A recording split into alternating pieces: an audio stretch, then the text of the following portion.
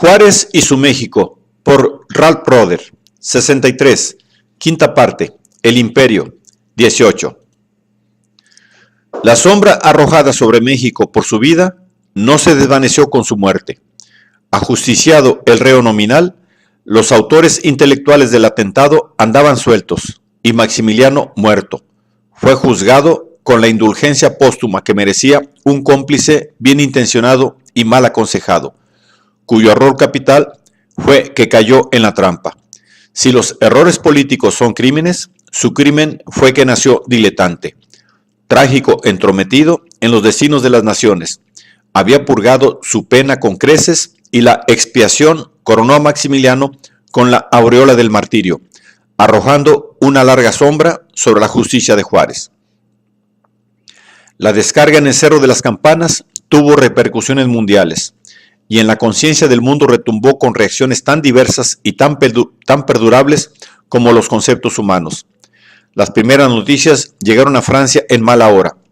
París estaba de fiesta, pletórica de visitantes extranjeros y cabezas coronadas que concurría a la Feria Mundial de 1867, y el desastre de una caravana que el gobierno tenía todos los motivos de dejar en la sombra y el silencio, como dijo Douai, provocó un clamor de recriminación entre los grandes culpables. Napoleón fue tan profundamente afectado que con mucha dificultad se le disuadió de conmemorar la catástrofe con una función fúnebre en Notre Dame, y solo para no revolver la feria convino en llorar a Maximiliano con moderación. La emperatriz no estaba menos afligida, pero estaba enojada también, y siendo mujer, aliviaba su pena con evasivas vitales. Fiel a su sexo, aprobó la obstinación de la víctima en cortejar el desastre. Hizo bien, tuvo razón de quedarse allá, declaró denodadamente. Eso lo hubiera hecho yo en su lugar. Yo hubiera dicho, me abandonan. Bueno, les jugaré una mala pasada. Claro, hemos cometido errores, pero no somos los únicos responsables. Los Estados Unidos y la Corte de Roma deberían compartir la culpa. Luego, repensando la mala pasada, lloraba y dijo, somos como los vecinos de una plaza asediada. Un ruin ido, otro venido. Si el príncipe imperial tuviera 18 años, abdicaríamos. Muy lejos había llevado Maximiliano el tas a tas al hacerse matar para molestarlos, y hasta en su tumba logró contrariarlos todavía. La oposición desenterró el desastre como gulas en la legislatura. Jules Favre recapituló la historia de la expedición y terminó su requisitoria gritando que, si Francia fuera un país libre, el gobierno ocuparía el banco de los acusados. Thiers también explotó la sensación, lamentando la energía gastada en México que tanta falta hacía en el Rin y declamando contra el sistema de gobierno personal, pero con los miramentos del caso, torciendo las manos y frunciendo el ceño, pero dando el frío conforme a la ropa. Después de recapitular la crónica y analizar la historia de México, que tuvo que realizar de una vez todas las revoluciones vividas por Europa en 300 años y que se hallaba agotada en 1861, eludió la conclusión a su manera y colgó la calamidad en el cuello de Juárez.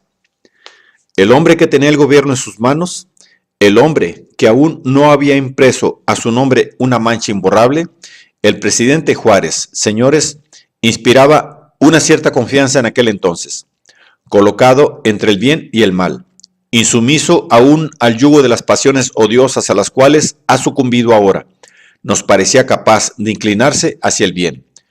Sus colegas saludaron el resabio sentencioso con gritos de muy bien, y como las aclamaciones iban dirigidas a Adolphe Thiers, la rectitud le pareció superior a la razón, y el moralista salió airoso del analista. El historiador que desplegaba una lógica irrebatible hasta que sus conclusiones lo llevaban a la fecha y lo abofeteaban en la boca, optó por la línea de menos resistencia y se conformó con la opinión en boga, como el oportunista consumado y liberal académico que era.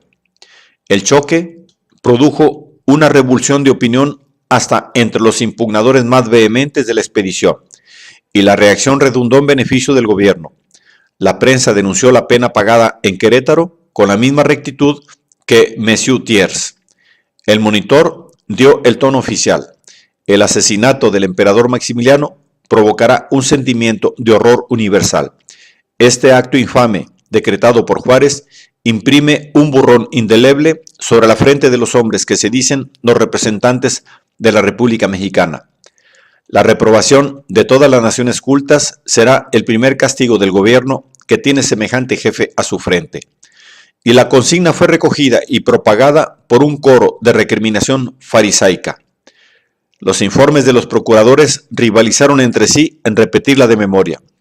El crimen de Querétaro no hubiera provocado más emoción si la víctima fuera francesa. No ha habido más que un solo grito para estigmatizar el asesinato del emperador Maximiliano.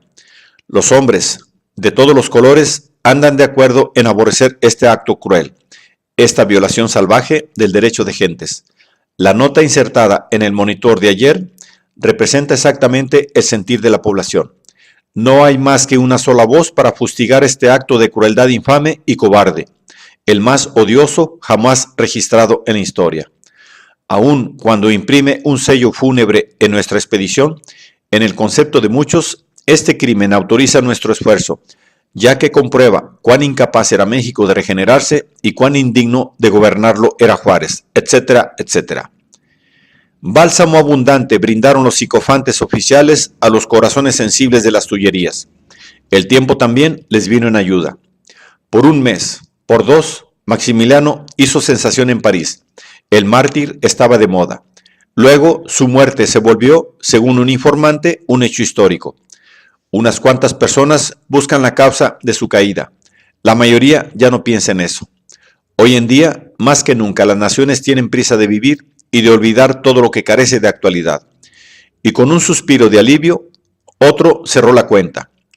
En los mismos momentos en que la exposición universal derramaba sus brillos, sus rayos más brillantes, y nuestro orgullo nacional, mortificado por la oposición de Prusia a la anexión de Luxemburgo y por el engrandecimiento audaz de aquella potencia recuperándose de sus heridas, veía congregados en París a los soberanos de Europa, como para rendir homenaje solemne a la influencia moral de Francia. La ejecución del malhadado Maximiliano vino a resucitar los recuerdos penosos de nuestra expedición a México. A la indignación de ver la traición y el asesinato consumar su obra sanguinaria a mansalva, se sumaba inmediatamente en todos los corazones adictos al emperador otro sentimiento, el temor de que los más ardientes miembros de la oposición fuesen tan injustos para que imputasen la responsabilidad del desastre final a su majestad. Este temor resultaba, por desgracia, bien fundado, pero no ha habido más que un solo grito de protesta en todas las clases de sociedad contra las violencias de Jules Favre. Al regresar a Francia, Bazaine obsequió al emperador la prueba de que Jules Favre había sido sobornado por Juárez. Napoleón, que la había solicitado 3 años antes, la echó en el fuego de la chimenea. Su dignidad era tan grande como su dolor, y mientras duraba el dolor, nadie podía llamarlo Napoleón el Pequeño. El vilipendio de Juárez se prolongó más que el duelo de Maximiliano. Siendo el vilipendio de un iconoclasta, no podía ser pasajero. La conciencia del mundo, sacudida en Querétaro, denunció al justiciero como un bárbaro que abusó de su victoria sobre el invasor. Los discípulos del mártir lo tachaban de regicida, inmolando al príncipe en aras de su odio a la monarquía y profanando los fueros de la humanidad para hollar a los poderosos. Los apologistas de la civilización europea le censuraron por haber antepuesto una venganza brutal al desquite refinado de humillar a los Habsburgos con un gesto de clemencia espectacular. Los peritos políticos denunciaron el desacierto más que el crimen, y algunos republicanos lamentaron la vindicación de su fe en las entrañas de un príncipe extraviado. Pero con la misma vehemencia con que se le acusaba, se le aclamaba, y por las mismas razones. Tanto la acriminación como la aprobación reflejaban la conciencia de clase, y cada clase interpretaba el sentimiento humanitario según la experiencia adquirida de sus semejantes. La clase obrera, con su experiencia histórica, proclamaba a Juárez uno de sus hijos. y en un saludo de los obreros republicanos hermanaba su nombre con aquel Berezovsky, joven terrorista polaco que acababa de disparar contra el zar de Rusia en las calles de París. Vuestro vigor macho ha sorprendido a todos, confundiendo a unos y electrizando a otros. El humilde, el pobre, el inepto Juárez se ha vuelto el terrible, el bárbaro, el salvaje Juárez. Sí, lo que faltaba era un salvaje. Lo que hacía falta era la energía americana, el indio allá, el obrero por acá, para empuñar el puñal otra vez y resucitar el espíritu de Bruto, renovar la justicia y reencender el mes de junio, que tiene ahora dos fechas faustas.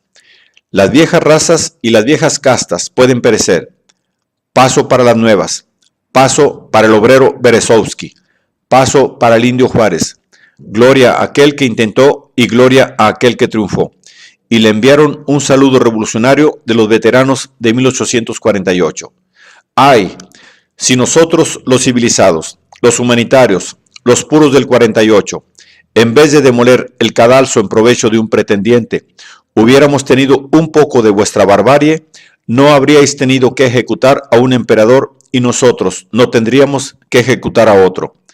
¿Qué tantos torrentes de sangre se hubiesen salvado con una sola gota?